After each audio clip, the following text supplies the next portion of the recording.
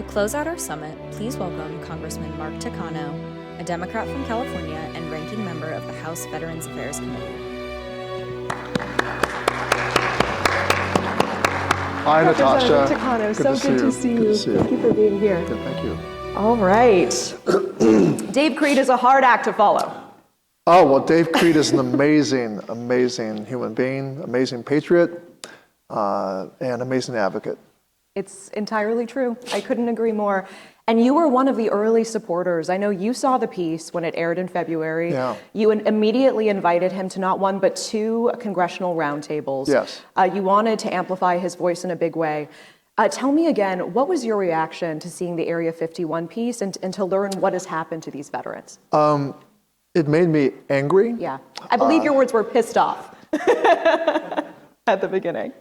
Well, yes, I was pissed. I was pissed off. I was angry, outraged. Yeah.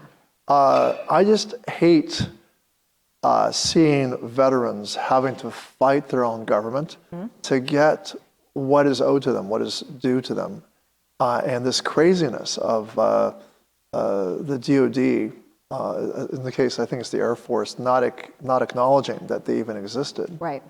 But we actually have a law that was signed by President Clinton, which acknowledged the exposure, the environmental hazards to DoD employees. So civilian employees have had some recourse, some compensation. I don't know how complete it was and how adequate it was, but nothing, crickets for our service members who were in harm's way. How crazy is that? If I can speak very bluntly with you, how crazy is that DoD workers and others? You know, it's catch-22 crazy. It's the theater of the absurd. It's you know, you're in some just bizarre twilight zone. Yeah. And it must be maddening.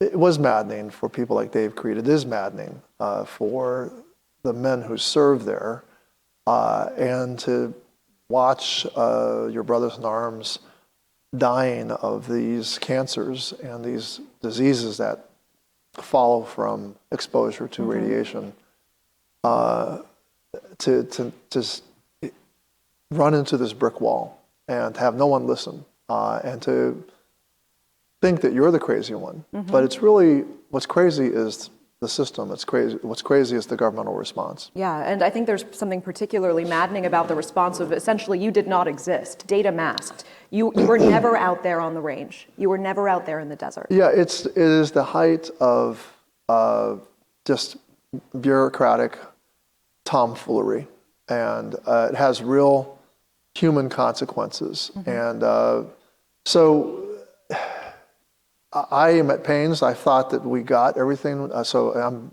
the principal author of the Honoring Our Pact Act, which was the largest expansion of veterans benefits in a generation, maybe in history. And you know, it was my intent to not only address the millions of veterans that were exposed to toxic burn pits in Iraq and Afghanistan. It was clear to me that the veteran service organizations and this generation of veterans from the post 9/11 era had amassed some political currency with their partnership with Jon Stewart and the media they were generating, sympathy they were getting from the public. I said, you know, they're creating this wave, and we're going to be successful, but I want to make sure that we get as many cohort of toxic exposed veterans included. And so there was definitely unfinished business from the Vietnam War era, Agent Orange exposures, illnesses that were connected to those exposures. You know, Watak Atoll in the Pacific is a toxic exposure to radiation, which is similar to the radiation exposures in the Nevada test sites. We had a Thule radiation exposure to some of our Air Force folks in Thule, Greenland, I think.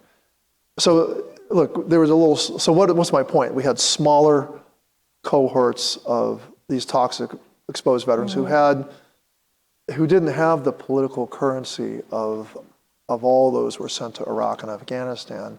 I said, let's make sure we get as many of these folks in the bill. And it just stabs me in the side when I see, we didn't get Dave Crete and the Area 51 vets. Yeah. And there's others that I know out there. And there's unfinished business with regard to toxic exposure and environmental exposure. And so the roundtables that we've held in the past few months, I think have been laying the groundwork. Dave Crete was at one of them, but I've had military people that represent military families who've been on domestic bases here. Yeah. And we know we have a situation on Hawaii. We had a situation in San Bernardino County. And you know, one of the things that did get included at the last minute, you know, Speaker Emerita Pelosi just announced her retirement today. And we had this all wrapped up in a bow, the PACT Act that was, and then she calls me into her office and she says, Mark, you know, I want to tell you about Camp Lejeune. All the families and service members that were exposed to the toxics at Camp Lejeune since the 50s. Tremendous injustice. Reverend Barber has been in my ear about this. I wonder if you might include this in the PACT Act. Well, the Speaker has a way of framing things in a question when she's really telling you what she wants you to do. And I've said, I could read, not only in the room, but read Madam Speaker. And I said, of course, Nancy, I'll definitely put this into the bill. so Camp Lejeune was made in. So anyway, my point is the PACT Act, I had hoped for it to be comprehensive, but it was never meant to be the end. And so we're finding that there's the basis for a PACT Act 2.0. And there is a presumptive process that we set up that the Secretary Collins has quite a bit of discretion on. And so it's my belief that it's not just the President, but Secretary Collins can move a presumptive for these Area 51 veterans. What is your message for Secretary Collins? Secretary Collins, if you're listening, use your authority. Use your authority. You know, move Area 51 faster. You know, Representative Amadai and Representative Lee have a bill which would recognize Area 51 exposures as a presumptive to radiation. We should do both at the same time, but you know, I believe this can move much faster with the provisions we put into the PACT Act to recognize new presumptives. Yeah. And I want to ask you just one more very quick question on this before we broaden the scope, because you've been championing this for such a long time now. What is your personal commitment to Dave Crete and the other Area 51 veterans?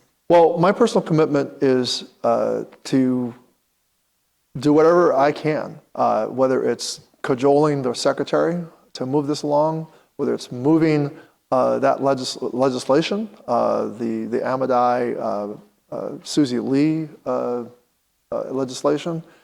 But I can't do that without the Chairman Bost. So my message to Chairman Mike Bost is, Mike, schedule a hearing.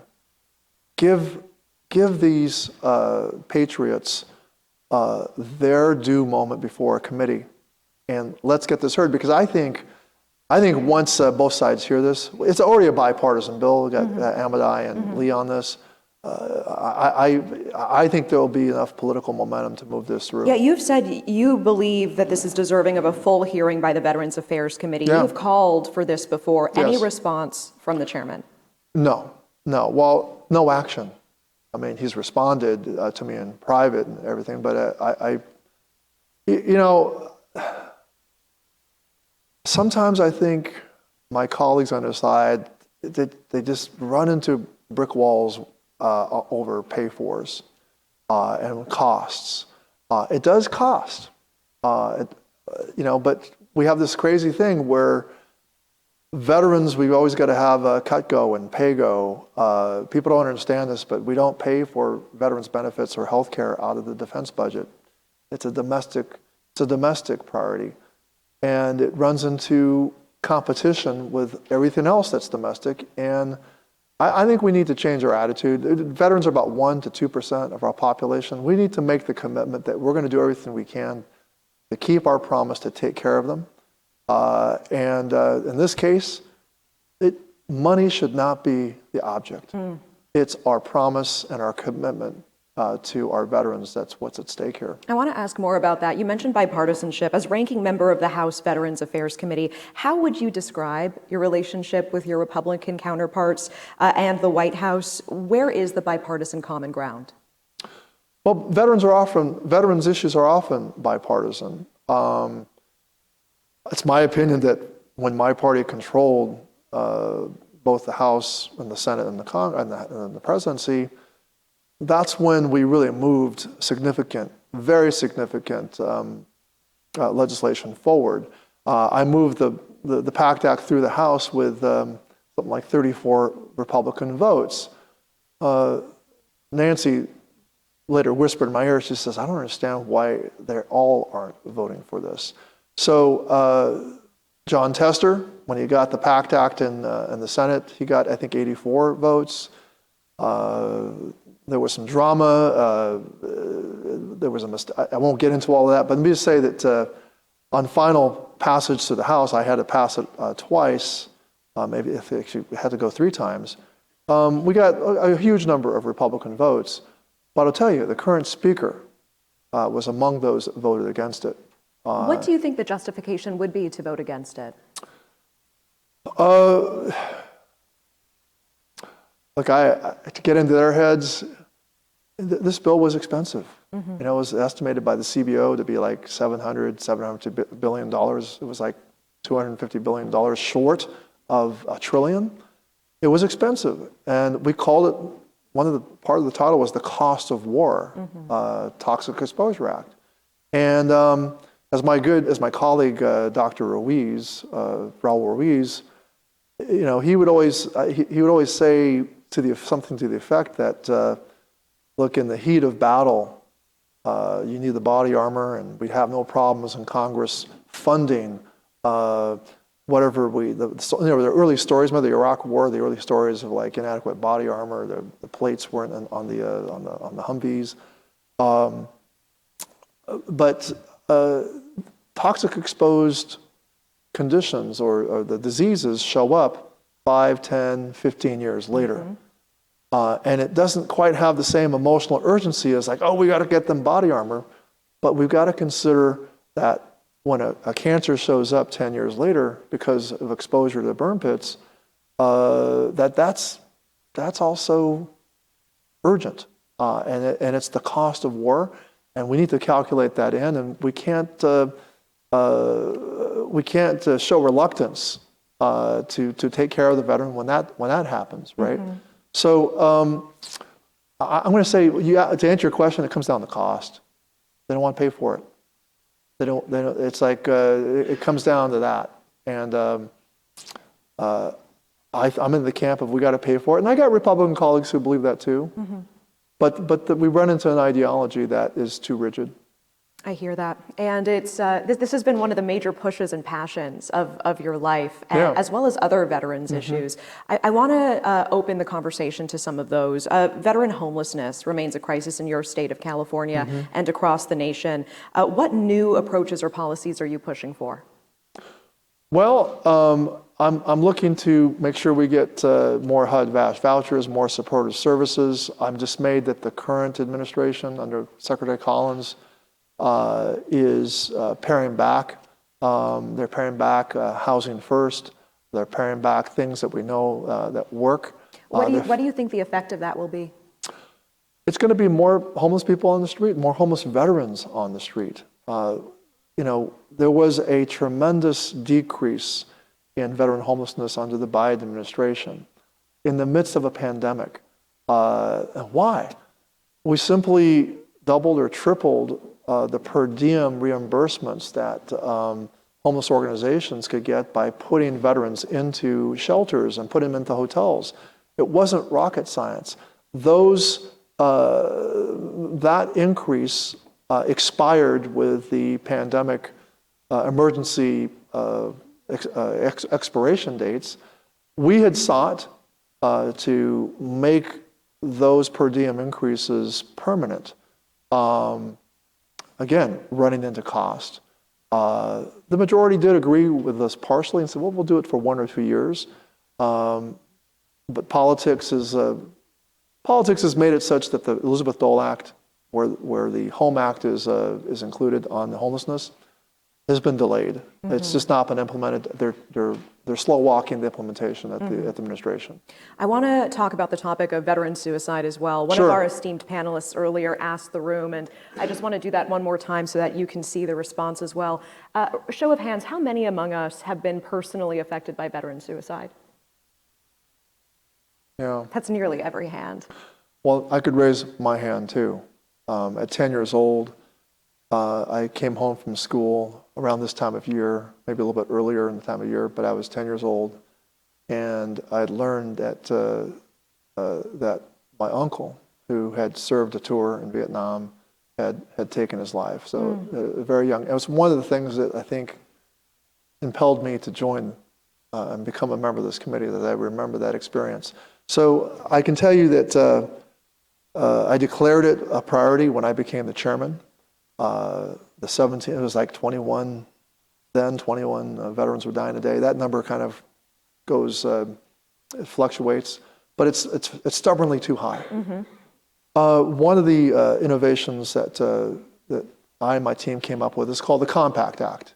And the Compact Act was signed into law by President Trump. It became implemented by President Biden. And what did it do?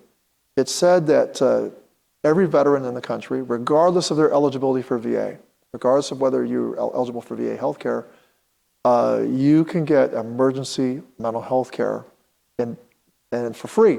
You don't have to worry about paying the bill. We can get you into inpatient or outpatient, and you can access it through the Veterans Hotline or an emergency room.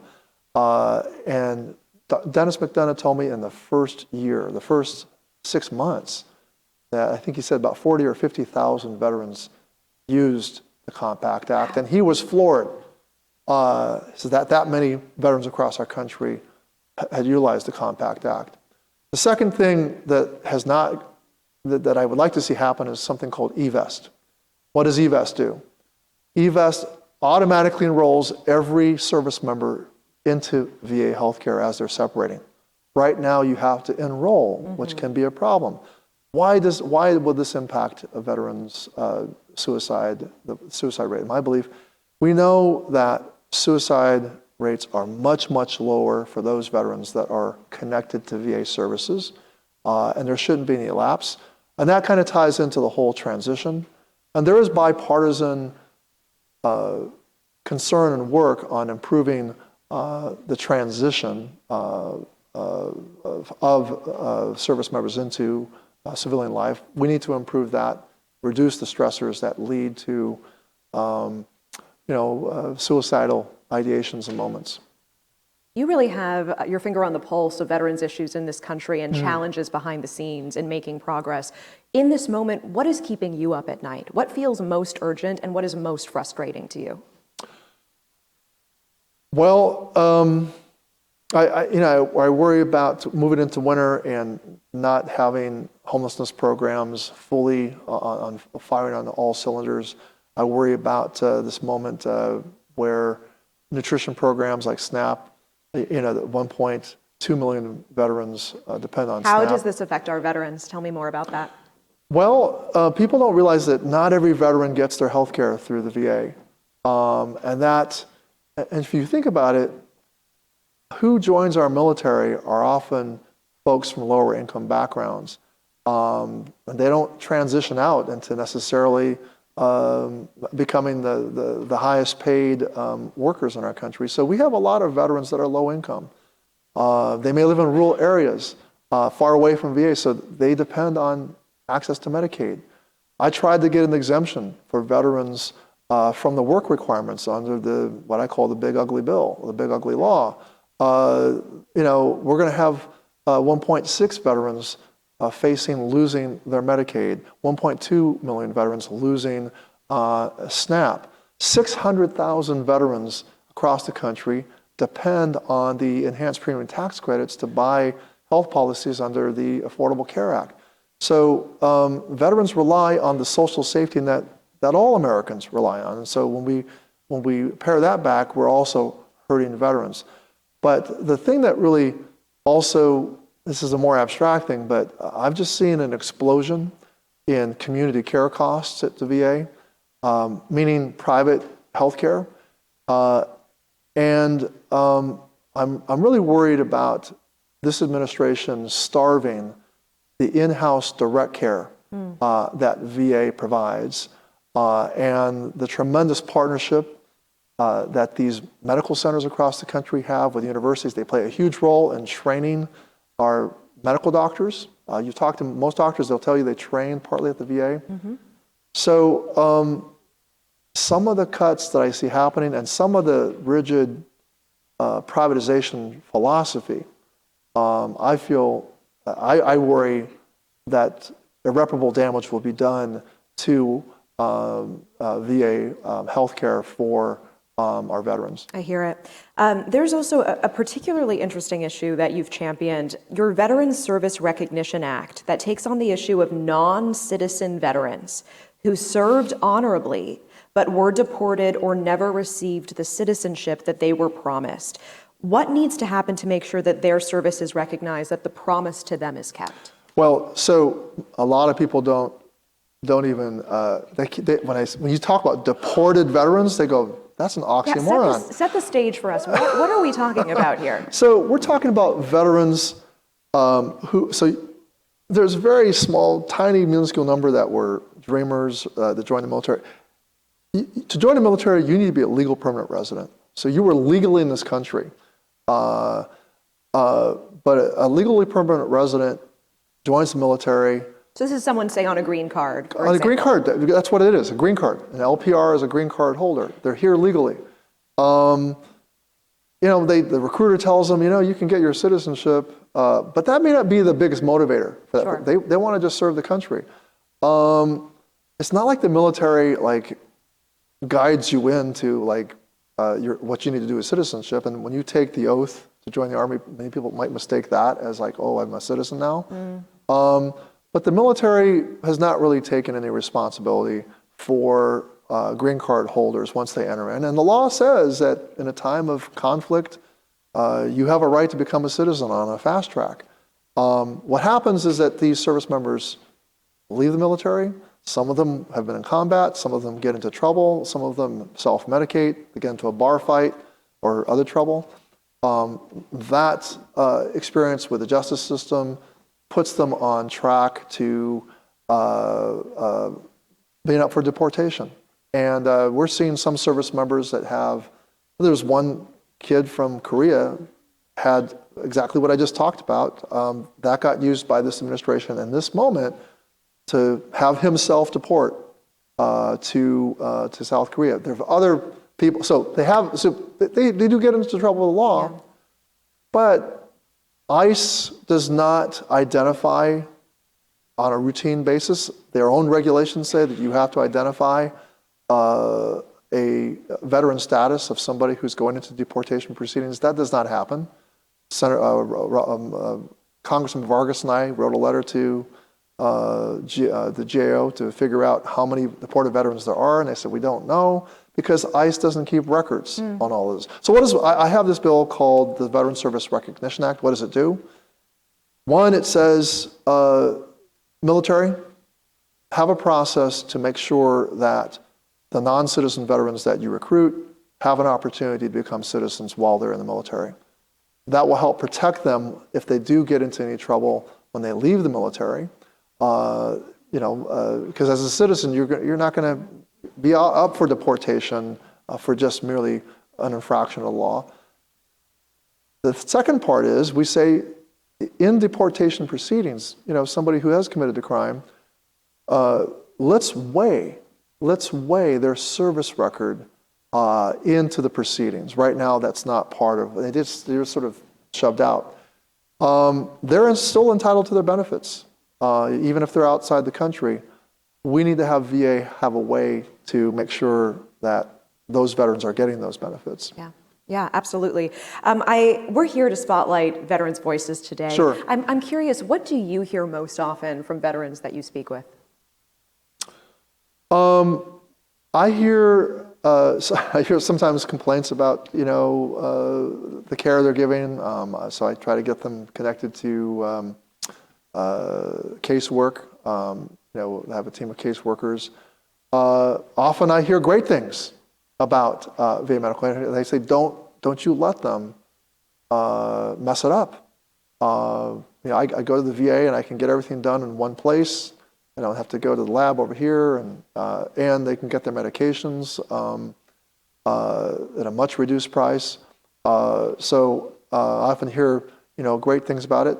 Sometimes the veteran might know that I was connected with the PACT Act, and they'll tell me how it's changed their life, and they'll thank me, and I'll really feel it because I know how it's changed their life. Yeah.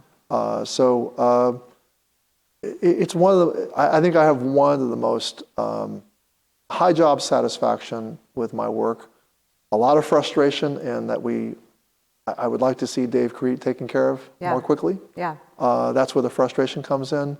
But knowing that 3.5 million veterans are getting relief under the PACT Act, that's a huge feeling of accomplishment. Mm-hmm, mm-hmm.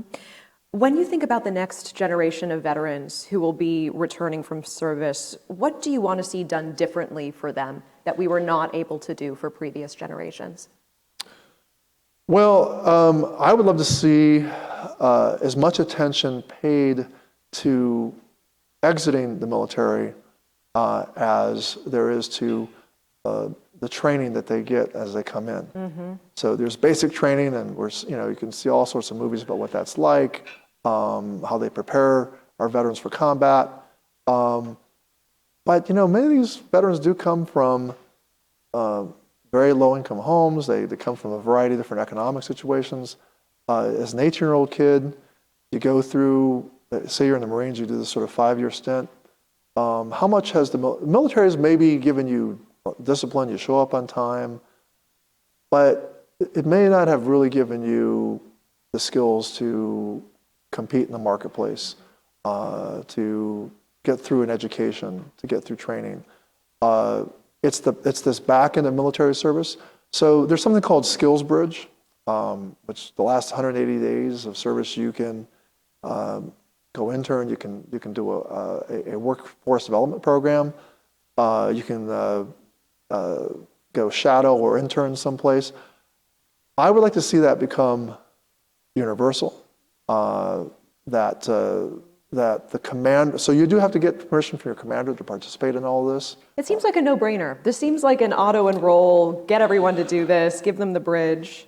It does seem like that. It will take more money because the military will have to calculate the increased personnel sort of demands, because you're going to have to really plan for every single person to sort of exit prepared. But I think we'll pay a lower unemployment for some of the veterans. But we really need to think of the military as, for those shorter stints, Yeah. which I think are the higher risk. But this next generation, I would really emphasize thinking through that whole life cycle, and especially the most vulnerable veterans, which are those shorter term, not the lifers, not the 20-year career people. What is giving you hope right now? Things can feel really dire sometimes. What is giving you hope right now in Congress, in the country, or in the veterans community that real lasting change is possible? Well, I'll go back to I see what can be done when advocacy groups align. I think the PACT Act is a good example of that. Mm-hmm. That's a good reference point. I'm already planning like a PACT Act 2.0. So I at once, there's two things I'm doing right now, which is to defend what we got. I am scared right now that already this secretary has been the first to pare back PACT Act benefits. How devastating is that to you personally, to know how hard won this was, and the people behind it? I'm not devastated yet, because it's a little step that I'm watching carefully, and believe you me, I'm working with the advocates to defend every inch of territory that we've won. But the second time, on the other hand, I know that monumental things can be done, that great things can be done, and that's what gives me hope, is that I know that when we're aligned on a purpose, when you have VSOs and the public connected, that we can do great things. And we've made some progress. We've made a huge amount of progress for our veterans, and there's always more to go. And in the words of a great American, Martin Luther King, he just says two words: press on. Press on. Press on. Press on. And I think we're going to leave it there. I can't think of a better closing. Congressman Takano, thank you so much. Thank you, my friend. Thank you. I appreciate you all so much. And again, my name is Natasha Zouves. What a joy to be with all of you today. And Mike Viqueira, I know, shares my sentiments to all of our esteemed panelists today. I know Dave Crete will be heading over to the White House in just a moment, so if we can send him all of our good wishes and all of our support. If you missed any portion, for anyone who's watching the stream, you can see this on thehill.com. And again, thank you all so much. I really appreciate your time and attention today. Thank you.